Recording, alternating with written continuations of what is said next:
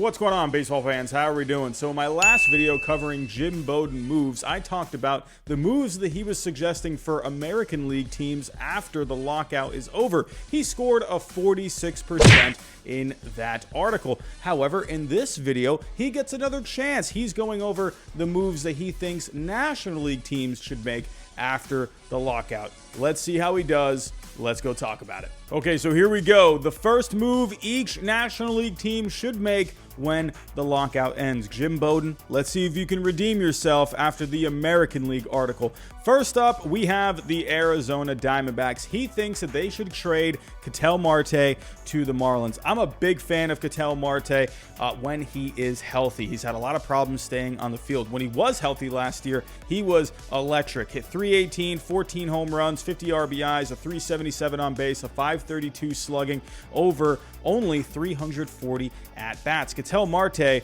when healthy, will make any lineup better. He is thinking that the Marlins should get Ketel Marte.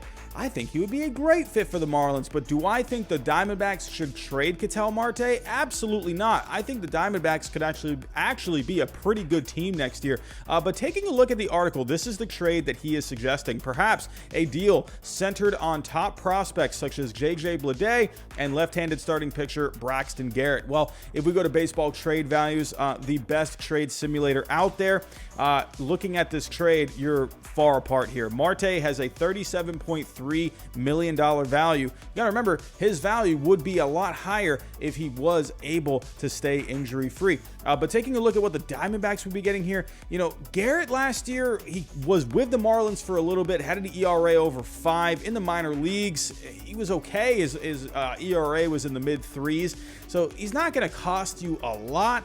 But as for Bleday, he is their number 5 prospect at the moment on Pipeline. But Bleday last year, a disappointing year, a 212 average, 12 homers, 54 RBIs, the on base only at 323. So as you can see here, his value is not very good.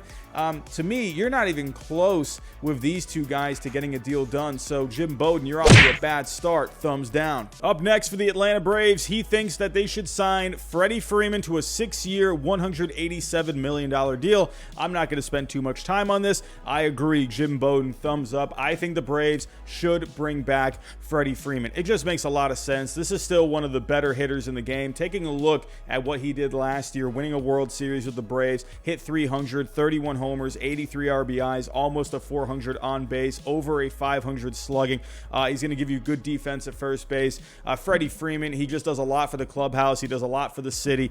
Freddie Freeman, to me, it's a no-brainer that the Braves should bring him back. Up next for the Chicago Cubs, he thinks that they should sign Michael Pineda to a 1-year, $10 million deal. Michael Pineda, he was a little up and down with injuries last year. Over 21 starts, he had a 3.62 ERA. However, take a look at the FIP of 4.21. So, yeah, that's what you're probably realistically looking at with a Michael Pineda.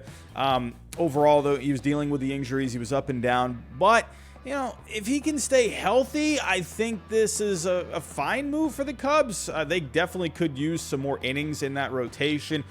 They did just sign Marcus Stroman. You got Kyle Hendricks, so you don't have to worry about innings with those two guys. And also Wade Miley as well. That's a guy they brought in after he got waived by the Reds. So I feel like innings 1 through 3, they're going to be fine, but you know, what's going to happen with Adbert Alzolay, Alec Mills? You know, he did have the no-hitter a couple of years ago, but what really is Alec Mills going to give you? I can see Pineda being a 5th guy in that rotation, so I'll give it a thumbs up. For the Cincinnati Reds, he thinks that they should sign reliever Ryan Tepera to a 2-year, $17 million deal. Well, hey, I'm all about it. If the Reds want to bring in some bullpen help or whatever to help improve the team, then yeah, I'm all for it. But the Reds are not going to do this. You got to remember, they waived they non-tendered Archie Bradley last year, and he was making, what, $4 million or whatever it was? Nothing really at all. The Reds, they're not going to spend this kind of money. So for Jim Bowden, you know, to be even suggesting this, yes, obviously Ryan Tepera will make your bullpen better. He had a good year last year. Taking a look at the numbers that he had,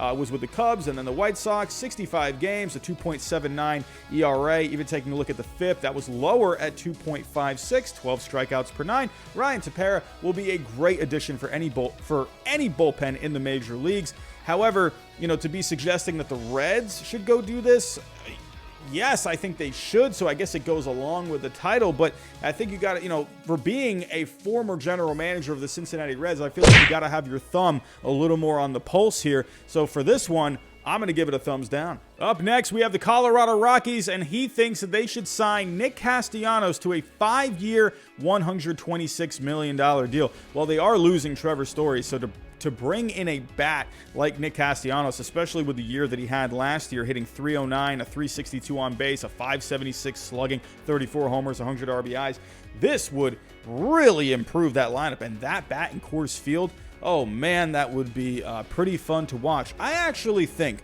the Rockies could be a bit of a surprise team next year. They had a very good defense last year. It ranked near the top of the major leagues. You got some decent bats in this lineup. CJ Cron coming back. He had 28 home runs last year. Ryan McMahon was pretty solid all the way around. Brendan Rodgers, hey, could he take another step forward? He was pretty decent last year. Can we see more out of Brendan Rodgers? I think there's a lot of potential with this Rockies lineup. And if you added Nick Castellanos into this lineup, I think this could be a really good offense. And with Trevor Story leaving, that you're going to be replacing that bat too. So where I think the Rockies really need to improve, maybe another starting pitcher, but it's always going to be hard trying to get a free agent to come to Colorado, especially, pitching in Coors Field. It's got to be the right kind of pitcher. So maybe they have to work with what they got. We'll have to see. But I think if the starting pitching can just give you enough innings, I think that could really help. And that would take pressure off of the bullpen. But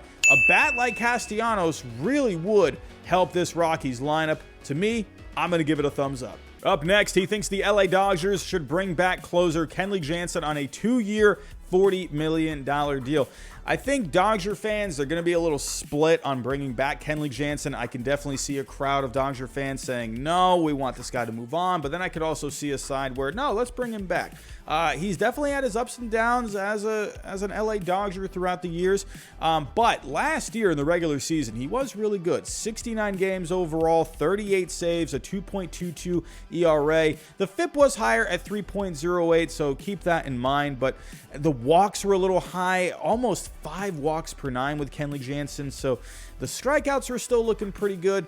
I don't know, but Kenley Jansen, though, he's suggesting, I don't think it would be a bad idea to bring him back, but look at the money that he is suggesting here. 2 years, $40 million.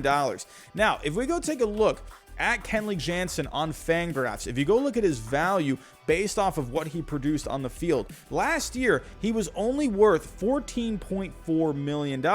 Now, for comparison's sake, if you take a look at Liam Hendriks, who had the highest Fangraphs WAR among qualified relievers last year, Liam Hendriks was worth $21.5 million, while his AAV is $18 million per season. So, as you can see, that is not worth Kenley Jansen based off of what he produced last year. $20 million per year, but he was only worth $14.4 million.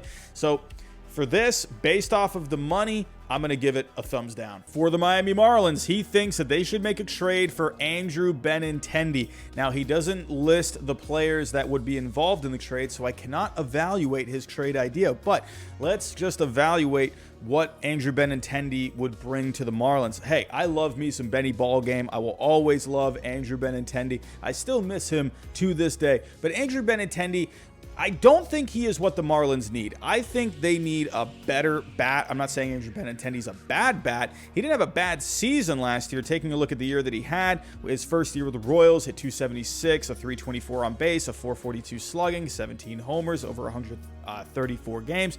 I don't think, not a bad year, but I don't think that's the kind of bat that the Marlins need. I think they need some kind of a bat like a Nick Castellanos, something like that, where they did bring in Avisel Garcia, where last year he was pretty decent overall. The Marlins had one of the worst offenses last year. They need a big bopper in that lineup. I don't think Andrew Benintendi is the guy. He also suggests here that a trade for Benintendi might make sense if they can entice the Royals, as they could move him from left field to center field. So now, if you're taking a look at what the Marlins have right now in the outfield, you got Jesus Sanchez out in left, young player, 24 years old. Let's see if he can take a step forward next year. Avisel Garcia out in right. He could play center. And out in center field right now, you have Brian De La Cruz, who had a pretty good year in 219 plate appearances. So The thing with Andrew Benintendi is, I'm telling you right now, he will not be a good fit for center field. If you take a look at his defensive numbers in his career, taking a look in center field, overall in his career, over 525 innings played, a -7 defensive runs saved, and a -1.1 UZR. While left field, on the other hand, he has 30 defensive runs saved in his career. Granted, he's obviously played a lot more out there, but you see my point. Every year, he is putting up good numbers defensively. While defensive runs saved, he's piling them up. While with the UZR, that is also very good out in left field. To me, Andrew Benintendi, you do not move him out of left field. You do not put him out in center field. So Jim Bowden, for that, I'm going to give you a thumbs down. For the Milwaukee Brewers, he thinks that they should sign Eddie Rosario to a 2-year, $18 million deal. Eddie Rosario went to the Braves last year, helped them win a World Series, NLCS MVP. Eddie Rosario had himself a pretty decent year last year. He really came alive in the postseason, though. In the regular season, hit .259, 14 homers, a .305 on base, could be better, a .435 slugging. Yeah, I think, that's okay, I guess, but it's not. He was definitely a different kind of player in the postseason, for sure. The numbers that he put up in the postseason were just nutty. Now, taking a look at the Brewers, I don't think it's a bad fit. As of right now, for the designated hitter spot, you have Tyrone Taylor. But, I mean, looking at his numbers, not really much going on right there. Only hit .247, 12 home runs, a .321 on base. I think Eddie Rosario, a veteran bat here, could make some sense. I mean, you could definitely, rotate some guys in and out. I think Rosario, I definitely think he could be a good fit with the Brewers. So, overall, I'll give it a thumbs up. For the New York Mets, he thinks that they should sign lefty Yusei Kikuchi to a 1-year, $15 million contract. Yusei Kikuchi, his season last year was definitely yin and yang. First half of the season, he was very good. Second half of the season, he was not very good. Overall, last year, in 29 starts, he had a 4.41 ERA over 157 innings pitched. If you take a look at his splits last year, in the first half, he had 16 starts, a 3.48 ERA, but then the second half jumped all the way up to a 5.98 ERA. He just did not have it in the second half. However, I think for the Mets, to me, I think it makes some sense. They really could use a lefty in this rotation. They really struggled with starting pitching depth last year. Jacob deGrom, he went down. Taijuan Walker, bad second half. Carlos Carrasco, he, to me, is a big injury risk at this point. He just had something done with his elbow this past offseason. And then, obviously, you did just get Max Scherzer. And I think he's going to be fine next year. I'm not really too worried about him. But there's always something nagging going on with Max Scherzer.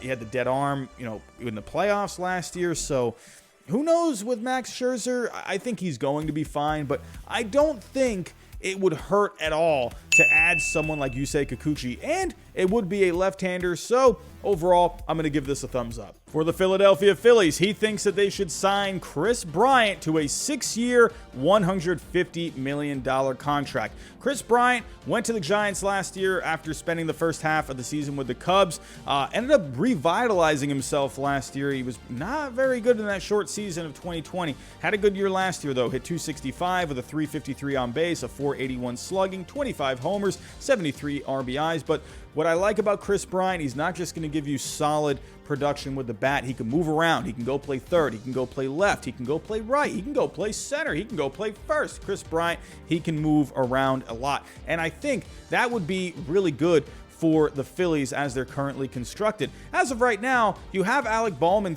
at third base. I think keep him there. Keep Alec Bohm at third base. Dave Dombrowski, he has said that he wants to have Alec Bohm as his opening day third baseman. However, if you take a look, Adam Hazley is projected for left field right now. You have Matt Vierling projected for the designated hitter spot, and you have Mickey Moniak, former first overall pick, as your center fielder. Now, I like Matt Vierling. I think he actually could be an underrated player next year. Look out for him. But Adam Hazley, Mickey Moniak, these two spots to me are really up in the air. I think if you brought in Kris Bryant, he can be your left fielder.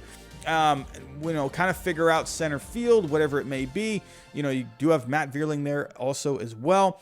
But I think he fits positionally, you can find a spot for Chris Bryant if Bryce Harper needs a day, Chris Bryant can go play out right, whatever it may be. The versatility fits with the Phillies. And also, I think his bat would actually fit really well. If we take a look last year at the Phillies, in the 1 and 2 spots in the lineup, they were 29th overall with a .305 on base percentage. If we take a look at Chris Bryant last year, batting 2nd overall, where he batted most of the time, 78 games, he had a .343 on base, hit .266. He's also good batting 5th. But Chris Bryant, I think for the top of that order would really help, and I think they're just one bat away from really just being that overall really good lineup. I think he makes a lot of sense for the Phillies. Now, question is, are they going to want to spend that money? If we take a look at their current payroll, luxury tax payroll, and with the current with the lockout going on, the negotiations going on, who knows what that CBT is going to be. But as of right now, the luxury tax payroll is just at around $182 million. So you do have some flexibility there if you want to, Chris Bryant, $25 million per season. That would fit. I definitely think the Phillies need to add 1 or 2 arms for that bullpen. I did like the Corey Knebel move. But for me, I like this. I like Chris Bryant on the Phillies. I think it makes sense with his versatility. I think the type of production that he's going to bring offensively fits into that lineup. And he does fit when it comes to the payroll. So overall, I'll give it a thumbs up. For the Pittsburgh Pirates, he thinks that they should trade Bryan Reynolds to the Yankees for top-level prospects. Let's get into this. Bryan Reynolds to the Yankees, that's been a rumor for quite a while now. If the Yankees were able to get someone like Bryan Reynolds, that would be huge, considering the fact that he's very good, and he's not a free agent until 2026. You got a lot of control with Bryan Reynolds, and he's cheap. But taking a look at the numbers, hit .302 last year, 24 homers, had 90 RBIs, a .390 on base, a .522 slugging. Very good player, Bryan Reynolds.